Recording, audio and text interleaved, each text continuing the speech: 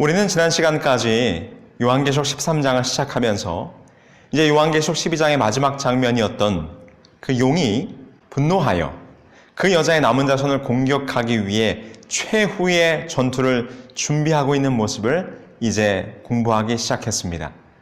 우리는 지난 시간을 통해서 요한계시록 13장에 죽게 되었던 상처가 나음에 온 세상이 기이하게 여겨 그를 따르게 되는 세력이 다시 이 땅에 등장할 것을 생각해 보았는데 그 세력은 바로 무엇이었습니까? 바로 중세 로만 캐톨릭. 그 세력이 꺾이는 것 같았고 죽는 것처럼 보였지만 다시 그 상처가 회복되어 이 역사의 무대 속에 등장했고 그리고 지금은 온 세상 사람들이 영적인 지도자로서 추앙하며 이 로만 캐톨릭의 교황을 섬기고 따르는 모습을 우리는 보면서 이 요한계시록 13장에 기록된 이 복합짐승이 이 땅에 다시 등장하는 로마 교황의 세력임을 다시 한번 조명해 보았습니다. 이제 오늘은 요한계시록 13장에 사단이 두 번째 짐승을 준비시키는 모습을 우리가 보게 될 터인데 이 두 번째 짐승은 이 땅에 등장하여 먼저 나왔던 짐승과 연합하여 하나님의 백성들을 공격하기 위해 준비하게 될 것이라고 오늘 요한계시록 13장은 이야기를 해주고 있습니다. 그렇다면 사단이 준비시키고 있는 그 두 번째 짐승은 무엇이며 그 두 번째 짐승이 어떻게 첫 번째 짐승과 연합하여 하나님을 대적하고 하나님의 백성들을 공격하게 될 것인지 우리 그 예언의 말씀을 함께 살펴보도록 하겠습니다. 오늘은 요한계시록 13장 11절에 있는 말씀부터 함께 보시죠. 오늘 본문은 다음과 같이 또 다른 짐승이 등장하는 것을 우리들에게 소개하면서 시작합니다. 내가 보매 또 다른 짐승이 땅에서 올라오니 어린 양같이 두 뿔이 있고 용처럼 말을 하더라. 자, 이제 등장하는 짐승은 먼저 나온 짐승과는 상당히 대조적인 모습입니다. 왜냐하면 이전까지 짐승들은 모두 참남되거나 무서운 용이나 열뿔을 가지거나 무서운 괴수의 모습, 야수의 모습을 가지고 등장했는데 이번에 등장한 동물은 전혀 다른 모습이에요. 그 모습이 매우 온순한 새끼양 같은 모습으로 이 땅에 등장합니다. 자, 그렇다면 그 모양이 새끼양 같고 두 뿔이 있는 이 짐승은 과연 이 역사 속에서 어떤 세력, 어떤 권세, 어떤 나라를 의미하는 것일까요? 우리는 다음과 같이 몇 가지 조건들을 살피면서 이 두 번째 짐승이 과연 이 역사 속에서 어떠한 나라요, 국가요, 어떤 권력인지를 함께 살펴보고자 합니다. 첫 번째는 둘째 짐승이 올라온 위치입니다. 지금 요한계시록 13장에 보니까 이 짐승이 어디서 올라왔다고 기록합니까? 땅에서 올라왔다고 기록했어요. 우리가 지금껏 공부했던 모든 예언 가운데서 이 짐승들, 큰 제국들을 상징했던 짐승들이 출현할 때는 반드시 그 짐승들이 어디에서 나왔습니까? 우리가 지난 시간에 공부했던 이 복합짐승까지도 포함하여 다 바다에서 올라왔습니다. 많은 물 가운데서 올라왔습니다. 그런데 이 새끼양 같은 두 뿔을 가진 짐승은 땅에서 올라왔다고 하는 것입니다. 전혀 짐승의 출현의 위치가 다른 것을 보게 되지요. 물과 바다는 백성과 무리를 의미하는 것이고 열국 방언을 의미하는 것으로서 우리가 그동안 살펴보았던 이 지중해 중심의 유럽의 대륙, 이 역사의 주 무대가 되었던 그 지역을 말하는 것을 우리는 계속해서 적용해 왔습니다. 그렇다면 땅은 바다의 반대의 개념이죠.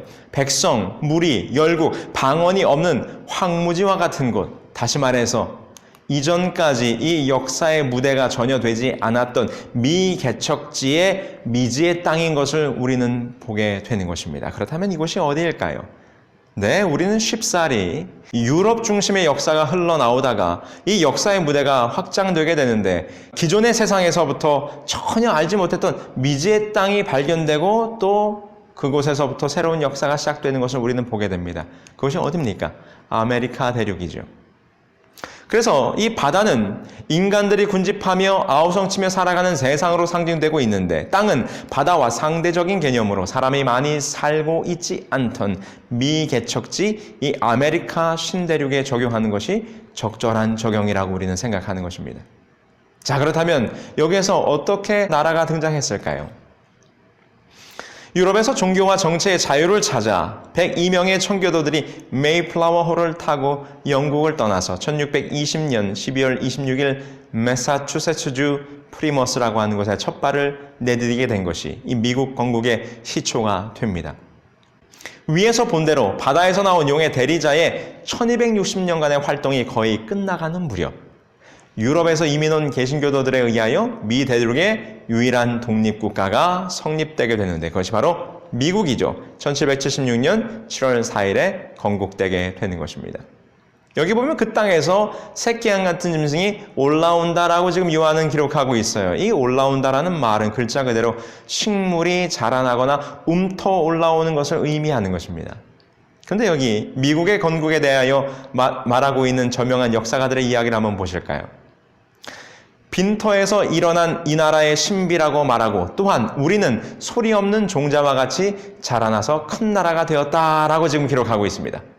아울러 1850년 유럽의 한 잡지는 이 미합중국을 위대한 제국이라고 말하면서 그것은 땅의 침묵 속에서 나와서 날마다 세력과 힘을 더해가고 있다라고 이렇게 조명하고 있어요. 여기 하나 더 보실까요? 에드워드 에베레트라고 하는 사람이 그 나라의 설립자들인 필그림에 대하여 연설할 때 다음과 같이 말했어요. 뭐라고 말했는가? 그들은 라이든의 작은 교회가 양심의 자유를 얻을 수 있는 곳, 한적한 장소, 남이 모르는 궁벽한 곳, 멀리 떨어져서 안전한 곳을 찾았던 것이 아닌가. 보라, 평화롭게 정복한 그 광대한 지역을 그들은 거기다가 십자가의 깃발을 세웠던 것이다 라고 기록하고 있는 것입니다. 그래서 우리는 이 두 번째 짐승이 그전까지의 이 역사의 주무대가 아니었던 미개척지의 땅, 이 신대륙, 그 신대륙에서 올라오는 또 다른 짐승, 또 다른 나라, 곧 우리는 미국으로서 적용을 해보게 되는 것입니다. 그렇다면 이 두 번째 짐승이 올라오는 시기는 어떻습니까? 요한은 말하기를 첫 번째 짐승이 몰락할 때쯤에 이 두 번째 짐승이 올라올 것이라고 이야기했어요. 요한계시록 13장 10절로 11절에 있는 말씀을 보시면 이렇게 기록하지요. 사로잡힐 자는 사로잡혀 갈 것이요 칼에 죽을 자는 마땅히 칼에 죽을 것이니 내가 봄에 또 다른 짐승이 땅에서 올라오니 어린 양 같은 두 뿔이 있고 용처럼 말하더라. 그러므로 첫 번째 짐승에 대한 교황권, 이 교황권이 1798년에 몰락할 때쯤 이렇게 몰락해가는 그런 과정 속에 있는 그 즈음에 땅에서 돌아온 또 다른 짐승이 올라올 것이며 이것이 새끼양 같은 나라일 것이라고 요한은 예언했는데 이것은 바로 미국의 건국의 시기와 로마 교황권이 몰락해가던 시기가 매우 오버랩되면서 적절하게 그 시기가 맞아가는 것을 보게 되는 것입니다.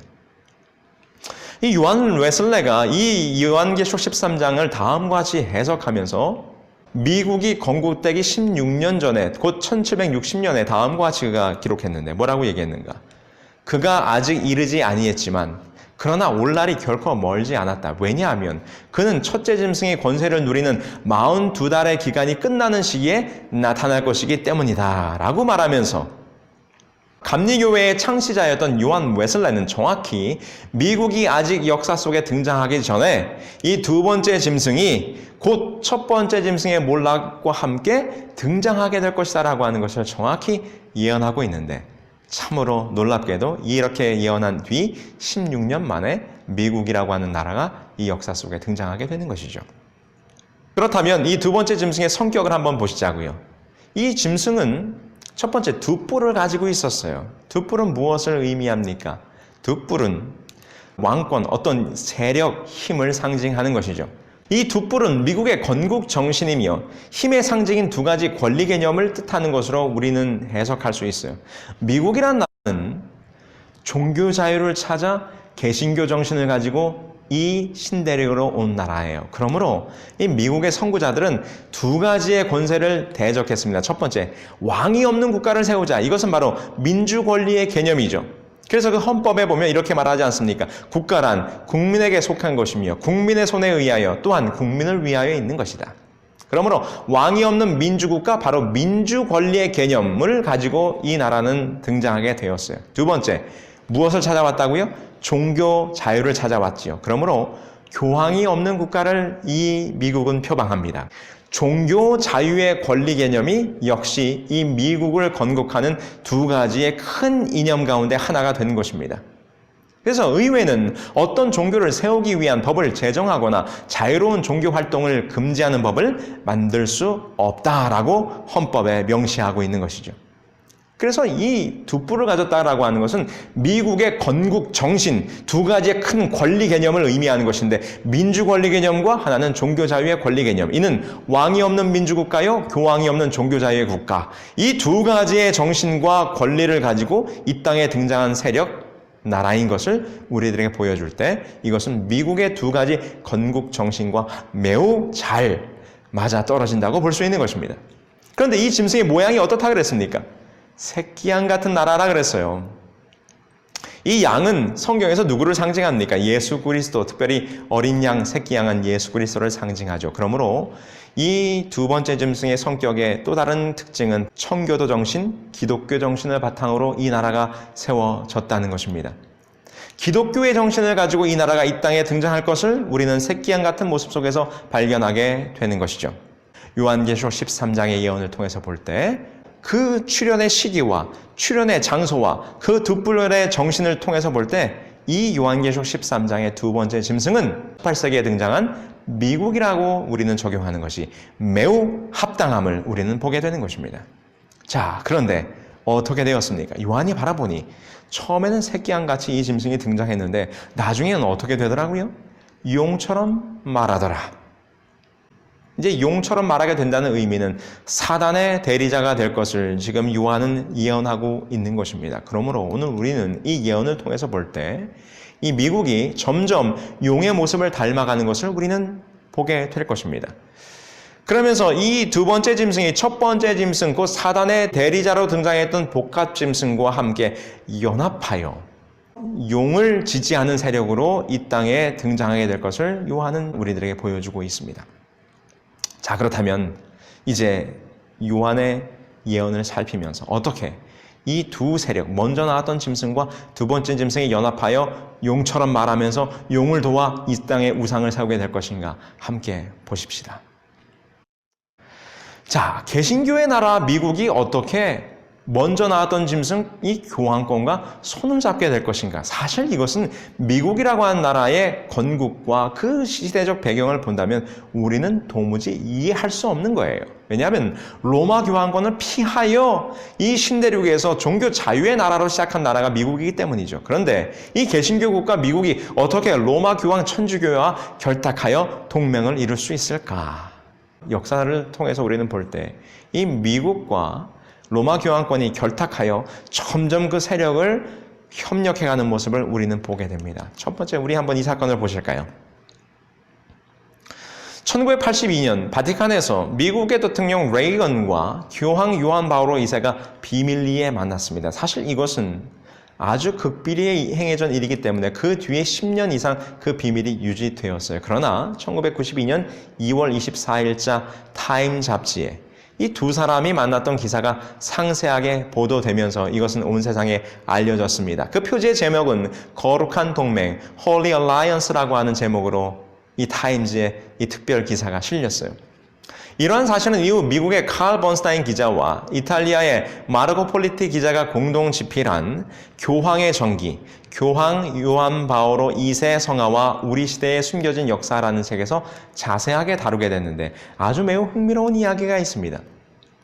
여기 보면 미국의 레이건 대통령과 요한 바오로 2세가 극적으로 협력하게 되는 데는 아주 특별한 사건이 있었음을 소개해요. 어떤 사건인가? 미국의 대통령 레이건과 요한 바오로 2세가 6주를 사이에 두고 총격을 당하는 사건이 벌어지게 됩니다. 교황은 1981년 총격을 당했고 6주 후에 레이건 대통령도 총격을 당하게 됩니다.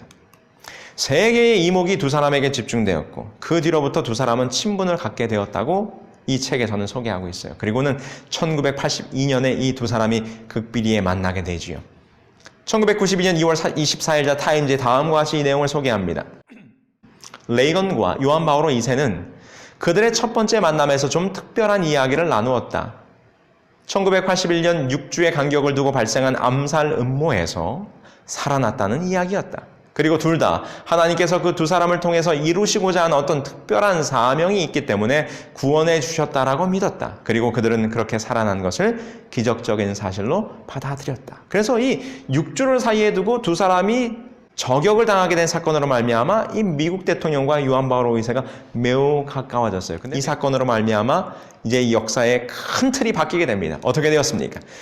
이 로마 교황과 미국이라고 하는 두 세력이 연합하게 되면서 바로 그때 당시까지 미소 양국의 큰 양대 세력으로 냉전 시대가 지속되고 있었는데 이 냉전 시대가 종막을 호하게 됐다는 것입니다.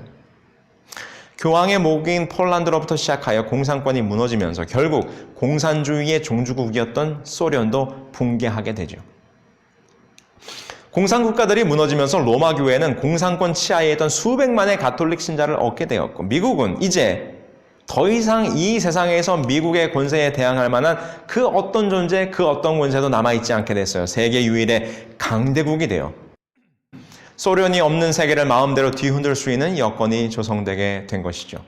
그래서 한국일보 1998년 6월 9일자에 이렇게 기록합니다. 세계 패권국.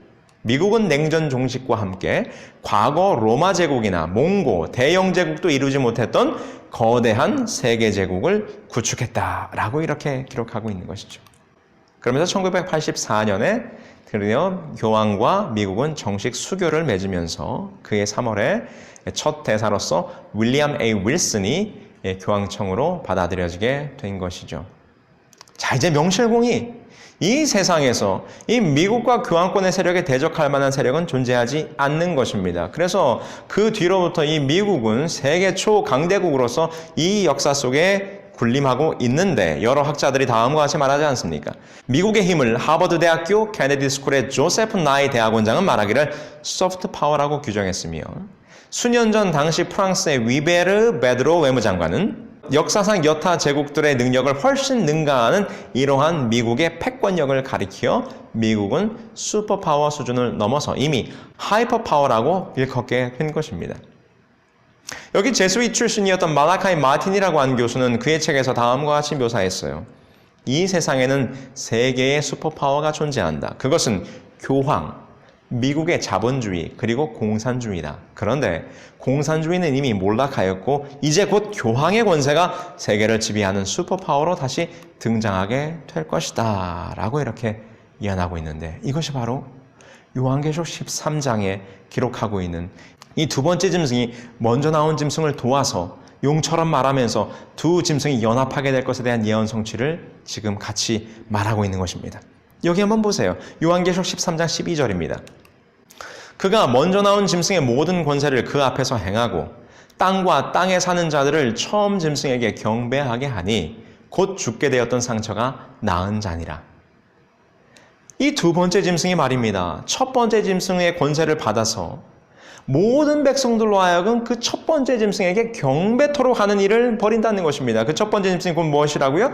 죽게 되었던 상처가 나았던 그 짐승. 그럼 이것을 풀어서 말한다면 미국이 말입니다. 그의 권한과 파워를 가지고 온 세상 백성들로 하여금 누구에게 경배토록 첫 번째 짐승, 그렇지요. 로마 교황권을 따르도록 하는 일에 미국이 앞장설 것이다. 이렇게 지금 예언하고 있는 것입니다. 자, 그러면 어떻게 미국이 가톨릭을 돕는 데 앞장설 것인가? 여기 기록을 한번 보실까요? 1991년 1월 26일 교황이 미국을 방문했을 때 세인트루이스에서 클링턴이 다음과 같이 말했어요. 중앙일보에 실린 기사입니다. 교황이 바라는 대로 되기 위해 미국이 얼마나 노력하고 있는지 이번 방문을 통해서 확인하기를 희망합니다. 미국의 조지 부시 대통령도 다음과 같이 말했어요. 진실로 위대한 사람 교황 요한 바오로 2세를 존경하는 가장 좋은 방법은 그의 가르침을 심각하게 받드는 것이다. 그의 발언들을 경청하고 그의 발언들과 가르침들을 여기 미국에서 실행에 옮기는 것이다. 이것이 우리가 받아들여야 하는 도전이다. 그러면서 2004년 6월 4일 부시 대통령이 교황 요한 바오로 2세를 방문했을 때 교황은 부시에게 이라크에게 속히 주권을 넘겨주도록 권고했고 부시는 교황에게 미국 민간인 최고 훈장인 자유 메달을 수여하게 되는 것입니다. 자, 그러면서 13장은 다음과 같이 이 첫 번째 짐승과 두 번째 짐승이 다음과 같은 일을 벌일 것이라고 우리들에게 이야기해요. 요한계시록 13장 14절입니다. 칼에 상하였다가 살아난 짐승을 위하여 우상을 만들라 하더라. 자, 여기 칼에 상하였다가 살아난 짐승은 우리가 공부한 대로 두말할 것 없이 요한계시록 13장의 첫 번째 짐승이죠. 이 두 번째 짐승인 미국이 첫 번째 짐승인 로마 교황권을 위하여 무엇을 만들게 된다는 것입니까? 우상을 만드는 일을 하게 된다는 것입니다. 여러분, 그렇다면 여기 기록된 우상은 무엇일까요? 우상이라는 말은 헬라어로 에이콘이라는 말인데 이 말은 비슷한 것, 비슷한 모양이다 라는 그런 뜻이에요. 그러므로 이 짐승의 우상은 짐승의 복사품을 만들 것이다 라는 의미로 우리는 해석할 수 있어요. 그럼 이것은 무엇일까요? 요한계시록 13장에 예언된 이 짐승의 우상이라고 하는 것은 중세 로만 캐톨릭과 같이 교회와 정치 세력에 연합하여 온 세상을 좌지우지하게 될 어떤 무서운 세력이 다시 한번 이 땅에 등장하게 될 것을 우리들에게 보여주고 있는 것입니다. 그렇다면 어떻게 이 미국이 그의 정치적인 파워를 가지고 로마 교황권의 종교적인 세력과 연합하여 이 세상을 좌지우지하게 되는 일이 벌어지게 될 것인가?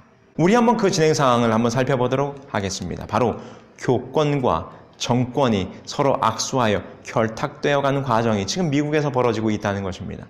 자, 미국은 우리가 알고 있는 것처럼 종교 자유의 권리 개념을 가지고 이 땅에 등장한 나라입니다. 그러므로 헌법에서 어떤 종교를 금하거나 또는 어떤 종교를 강권할 수 없는 것이 이 미국의 헌법 정신입니다. 그러나 오늘날 이 미국의 정신은 꽤 깊숙이 아주 보수적인 종교 세력이 장악하고 좌지우지하고 있는 모습을 우리는 보게 돼요. 자, 여기 한번 보실까요? 기독교인 연합이라고 하는 것이 있습니다. 미국의 최대 보수주의 유권자 단체로서 기독교 정신이 반영된 정책들을 제시하면서 영향력을 행사하고 있어요.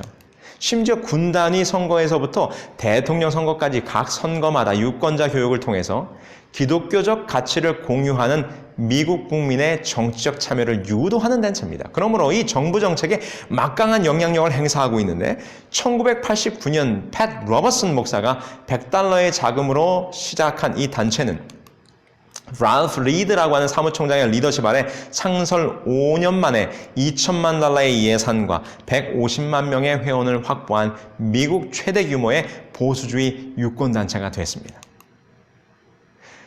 1970년대 말부터 미국 공화당은 보수 기독교인들과 결탁하는데 당시 공화당은 Christian Voice, Moral Majority와 같은 기독교 단체들과 협력하여 그들의 정치 세력을 넓히고 있어요. 특별히 침례교 목사 제리 폴웰이 주도한 도덕적 다수, 이 모럴 메조리티는 레이건이 대통령으로 당선되는데 매우 중요한 역할을 했는데 이때부터 보수 기독교인들은 미국 정치에서 아주 중요한 역할을 맡게 되었다고 볼 수 있는 것이죠. 1980년대부터 이 미국의 보수 기독교 단체들은 공화당과 협력하여 미국의 여러 정책들이 기독교적인 영향력 아래서 지지되고 입헌되도록 영향력을 미치고 있다는 것입니다. 그리고 1980년대 말 이후 미국 기독교 우파 운동은 미국 침례교회 설교자인 팻 로버슨이 주도하고 있는데 그는 미국의 로만 가톨릭 교회, 성공회, 개신교회를 아우르는 교회 인사를 접촉하고 있으면서 실례로 그는 자신의 신앙을 다음과 같이 이야기하고 있어요. 그가 자신의 신앙에 대해서 뭐라고 말하는가? 이렇게 말해요. 나는 역사적 계승, 사도적 계승이라는 점에서 로마 가톨릭 교회 신자이고 예전에는 성공의 신자이며 하느님의 주권에 대한 믿음에 대해서는 장로교회 신자이며 거룩성에 대해서는 감리교회 신자이며 신자들의 사제직과 세례를 주장한다는 점에서는 침례교회 신자이다. 또한 성령 세례를 주장한다는 점에서는 오순절교회 신자이다 라고 이렇게 말하면서 이렇듯 자신을 모든 교파를 수용할 수 있는 아주 관대한 사람인 것처럼 미화하는 언변은 이 미국 기독교 우파 운동이 초교파적인 사회운동으로 성격이 바뀌게 되는 역할을 하게 된 것입니다. 그러면서 1989년에는 기독교 우파 운동의 중심 세력인 기독교 연합을 조직하게 돼요. 그러면서 2000년에는 공화당 후보를 대선에서 당선시키겠다고 하는 계획을 세웠고 그것을 성사시키게 됩니다. 그게 바로 누군가? 2000년 대선 당시 조지 W. 부시가 기독교 우파로부터 무려 40%의 표를 받으면서 미국 대통령으로 당선되게 된 것입니다. 조지 부시 당시 미국 대통령 당선에 기여할 정도로 막강한 정치적 영향력을 바로 이 기독교 보수 세력들이 영향을 미치게 됐다는 것입니다. 자, 지금 이와 같은 일련의 사건들은 무엇을 보여주고 있는가? 이제 이 미국이라는 나라가 점점 더 종교의 세력의 영향 아래 놓이게 되면서 다시 말해서 먼저 나왔던 짐승을 섬기도록 하며 그 짐승의 우상을 만드는 일, 그것이 무엇이라고 했습니까? 종교의 세력과 정치의 세력이 결탁하여 온 세상을 장악하게 되는 그와 같은 짐승의 우상을 만드는 일에 이 미국이란 나라가 앞장서게 될 것을 우리들에게 보여주는 것이고, 지금까지 일련의 사건들이 그와 같은 진행되어가는 모습을 우리들에게 보여주고 있는 것입니다. 자, 그러면서 이 두 번째 짐승이 첫 번째 짐승을 위하여 우상을 만들게 하고 모든 백성들로 그 우상에게 절하도록 하는 일이 벌어지게 될 텐데, 자, 그와 같은 일이 어떻게 이 세상에 벌어지게 될까요? 어찌 이 세상 사람들로 하여금 그 첫 번째 짐승의 우상에게 경배토록 하는 일을 하게 될까요? 요한계시록 13장 13절로 14절에 다음과 같이 기록하고 있어요. 큰 이적을 말하되 심지어 사람들 앞에서 불이 하늘로부터 땅에 내려오게 하고 짐승 앞에서 받은 바 이적을 행함으로 땅에 거하는 자들을 미혹할 것이다 라고 말합니다. 그것은 바로 거짓 이적을 행하는 모습을 통하여 사람들을 미혹하게 할 것이라는 것입니다. 여기에 보면 불이 하늘로부터 땅에 내려오게 하는 이적을 벌인다고 했는데, 불이 하늘에서부터 땅에 내려오는 이적이란 무엇입니까?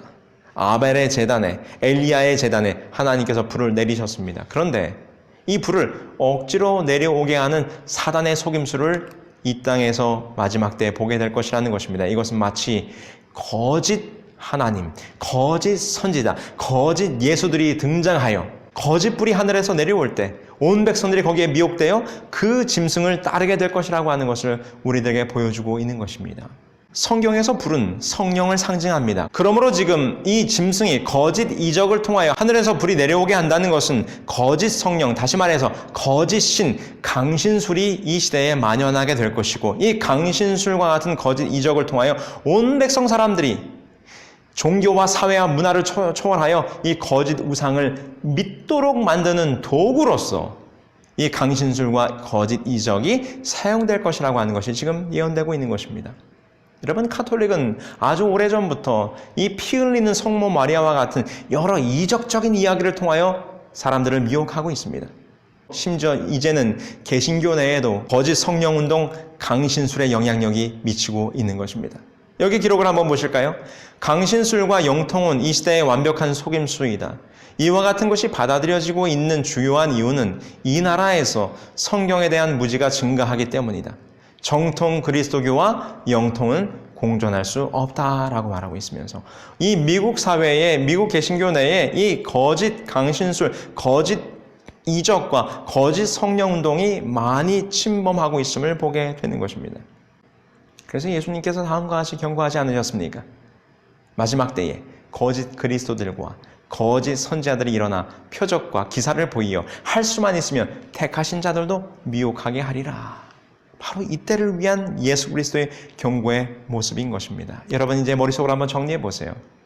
첫 번째 짐승은 죽었다가 다시 살아난 로마 교황권이고, 두 번째 짐승은 이제 이 땅에 큰 파워를 갖게 된 미국인데, 이 미국이 첫 번째 짐승을 도와서 그 짐승의 우상을 만든다고 하는 것입니다.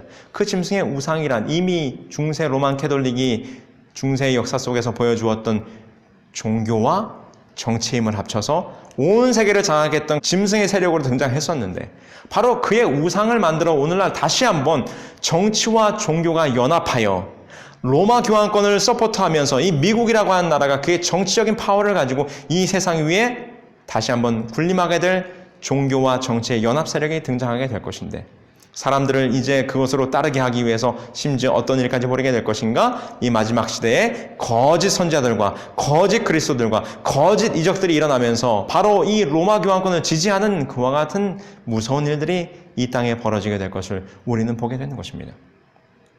그러면서 지금 로마 교황권은 무엇을 하고 있는가? 바로 온 세상의 종교의 세력을 연합하는 일을 지금 하고 있어요. 그게 바로 종교 연합운동이죠. 2차 대전이 끝나고 1948년에 이르러 전 세계 150여 개 교회가 정식으로 대표를 파견하여 암스테르담에서 세계교회협의회 WCC가 결성되게 됩니다. 그런데 그 이후에 1964년 제2차 바티칸 공의회에서 이 에큐메니칼이라고 하는 용어를 처음으로 사용하면서 이제 로만 캐톨릭이 이 종교연합을 주도하는 입장으로 선회하게 돼요. 제2차 바티칸 공의회를 계기로 가톨릭은 동방교회 및 프로테스탄트와의 대화를 시작하게 되죠.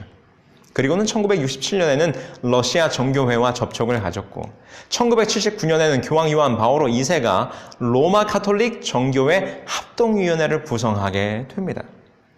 요한 바오로 2세는 거의 종교 연합을 위한 사명감에 도취된 듯 전 세계 191개국 중 120여 개국을 방문하면서 모든 종교와 국가를 초월하여 전 세계를 하나로 묶는 일에 그가 주력했다는 것입니다. 1993년 3월에는 이란의 모하메드 하이티 대통령과 바티칸에서 만나 이슬람 문명과 화해를 시도했고 그해 5월에는 루마니아를 방문함으로 1000년 동안 갈등과 반목을 거듭했던 그리스 정교회와 화해를 하게 됩니다. 그리고 10월 24일부터 5일간 로마 교황청의 성 베드로 성당에서는 가톨릭, 개신교, 불교, 이슬람교, 그리고 힌두교 등 각 종교의 지도자 200여 명이 모여 종교 지도자 대회를 개최하게 되었죠. 그리고 또한 10월 31일에는 1517년 마틴 루터의 종교개혁 선언 이후 478년에 걸친 분쟁을 종식하고 드디어 개신교회와 공식적인 화해를 이루게 되는 것입니다. 여러분, 프란치스코 교황이 선출되었을 때 유대교, 이슬람교 등 다양한 종교 지도자들과 만나 바로 이 에큐메니칼 종교연합운동을 강조했어요. 이 프란치스코 교황이 즉위하는 그 행사에는 그리스 종교의 수장이었던 바돌로뮤 1세, 이스탄불의 총대주교와 이탈리아 로마 유대교 지도자였던 리카르도 디 세그니 라비도 자리를 하게 되는 것입니다. 교황 즉위 미사에서 그리스 정교회 수장이 참석한 것은 1054년 가톨릭 동서 분열 이후 959년 만에 처음 있는 일이었어요. 그러면서 프란체스코는 다양한 종교 지도자가 모인 자리에서 종교연합 혹은 세계교회 일치운동으로 불리우는 이 에큐메니칼 대회를 이어가겠다는 뜻을 분명하게 밝히게 되는 것입니다. 자, 이제 한번 보십시오. 로만 캐톨릭은 지금 모든 전 세계의 종교적인 세력들을 하나로 연합하여 거대한 종교의 파워를 지금 만들어가고 있는 것입니다. 이제 미국은 정치와 종교의 분리라고 하는 대헌법 정신을 점점 잃어버리고 정치가 종교의 영향력 아래 놓이면서 점차로 첫 번째 짐승을 도와 짐승의 우상을 만들며 정치와 종교가 연합해가는 또 다른 우상을 만들기 위하여 준비되어지고 있는 모습을 우리는 보게 되는 것입니다. 자, 그러면 마침내 이 로마 교황권과 미국이 결탁하여 또 다른 우상이 만들어지게 될 때 어떤 일을 벌이게 될 것인가? 요한계시록 13장 15절에 보면 이렇게 기록하죠. 그가 권세를 받아 짐승의 우상에게 생기를 주어 그 짐승의 우상으로 말하게 하고 또 짐승의 우상에게 경배하지 아니하는 자는 몇이든지 다 죽이게 하더라. 이 우상은 마침내 중세의 로마 교회가 제국 로마의 권력을 힘입어 세상을 핍박하고 장악했던 것처럼 이 마지막 때에 그와 같은 우상이 다시 등장하여 로마 교황이 미국의 권력을 힘입어 다시 세상을 장악하게 될 뿐만 아니라 하나님의 백성들을 핍박하게 될 것이 예언되어 있는 모습을 우리는 보게 되는 것입니다. 미국은 세계를 정치와 군사적인 힘을 가지고 장악하고 교황은 종교와 도덕을 가지고 모든 종교를 통합해가는 모습을 우리는 지금 이 시대에 분명히 목도하고 있는 것입니다. 바로 이 장면은 우리가 이미 공부했던 다니엘서 3장에서의 사건이 그대로 반복되는 것이에요. 느부갓네살은 왕권으로 우상을 만들고 그 왕권을 가지고 그 우상에게 강제로 경배하도록 하는 일을 벌였어요. 너희는 나팔과 및 모든 악기 소리를 들을 때 엎드리어 느부갓네살 왕이 세운 금신상에게 절하라. 누구든지 엎드려 절하지 아니하는 자는 즉시 맹렬히 타는 풀무에 던져 넣으리라 하였더라. 이제 그와 같은 역사가 머지않아 이 시대에 우리가 살아가는 이 마지막 때에 벌어지게 될 것입니다. 지금 우리가 공부한 것처럼 미국은 온 세계를 정치와 군사적으로 장악해가고 있는 모습을 보아요. 로마 교황권은 지금 전 세계의 종교를 하나로 통합해가고 있는 모습을 봅니다. 이제 이 두 세력에 연합하기만 하면 이 짐승의 우상이 완성되는 것입니다. 그리고 그 파워를 가지고 그 짐승의 우상에게 강제로 절하는 일이 곧 마지막 때에 펼쳐지게 될 것을 지금 요한은 우리들에게 예언을 통하여 분명히 보여주고 있는 것입니다. 우리 사랑하는 새벽성 소학교 형제 자매 여러분, 사단이 이 마지막 때에 우는 사자와 같이 믿는 자들도 미혹하고 그 여자의 남은 자손을 공격하기 위하여 준비하는 모습을 지금 봅니다. 죽게 되었던 상처가 나왔던 짐승이 등장하고 두 번째 세계양 같은 짐승이 등장하여 첫 번째 짐승을 도우면서 이 두 세력이 연합하여 마지막 짐승의 우상을 만들어 그 모든 백성을 핍박하게 될 것이 예언되어 있는 것을 우리가 오늘 바라보면서, 그리고 그 일들이 지금 하나하나 진행되어 가고 있는 시대의 흐름을 보면서 과연 오늘 우리는 무엇을 준비해야 하는가?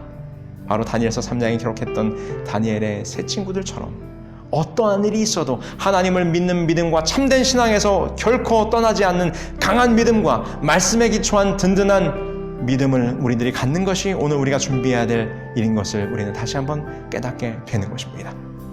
그래서 오늘 우리가 더욱더 예언의 말씀을 연구함으로 이 마지막 때에 닥쳐올 마지막 큰 환난을 대비하여 진리와 말씀의 갑옷을 입고 이 마지막 때를 준비하는 우리 모두가 되어야 됨을 여러분 기억하셔서 오늘도 말씀의 반석 위에 분명히 서시는 저와 여러분들에게를 간절히 소망하면서 오늘 말씀을 마치겠습니다.